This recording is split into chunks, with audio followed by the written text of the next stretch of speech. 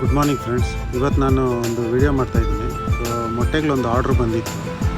So ಅದನ್ನು ಮರಿ ಮಾಡಿಸ್ಬೇಕು ಅಂತ ಕೇಳಿದರು.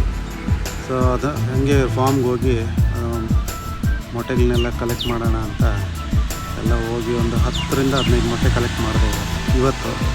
ಸೊ ಅದೇ ಥರ ಡೈಲಿನೂ ಸಿಗ್ತಾ ಇರುತ್ತೆ. ನೋಡಿ ಇದೇ ಮೊಟ್ಟೆಗಳು.